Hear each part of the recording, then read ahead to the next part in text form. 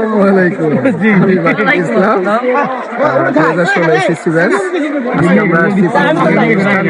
বছর পরে আমরা বন্ধু বান্ধব সবাই একসাথে হয়েছি, তো সবাই আমরা আজকে এনজয় করছি।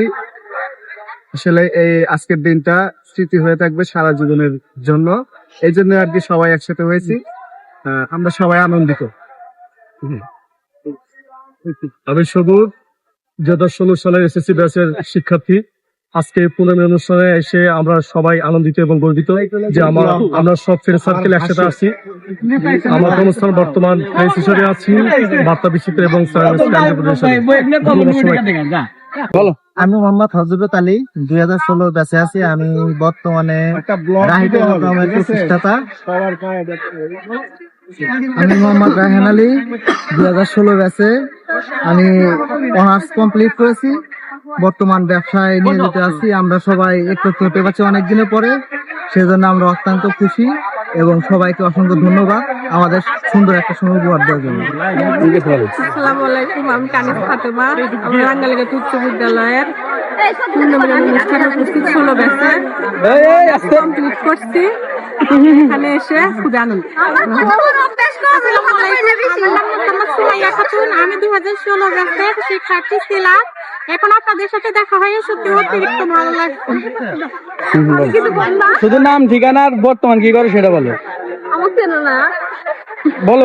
সাজিয়ে 16 ব্যাচ, আর কিছু জানি না। বিবাহিত?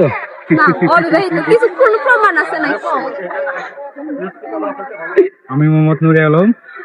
আজকে আমরা সবাই পূর্ণমিলনে অংশগ্রহণ করে খুবই খুশি। আমি অনার্স কমপ্লিট করেছি, বর্তমান চাকরিরত অবস্থায় আছি। আমি মোহাম্মদ কাউসার আহমেদ।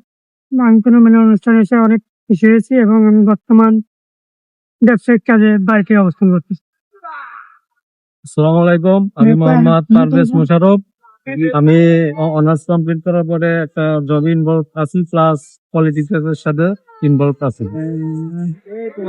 আমার বলতে হবে? হ্যাঁ। আসসালামু আলাইকুম, আমি শহীদুল ইসলাম হীরা। আমি 2016 সালের ব্যাচ।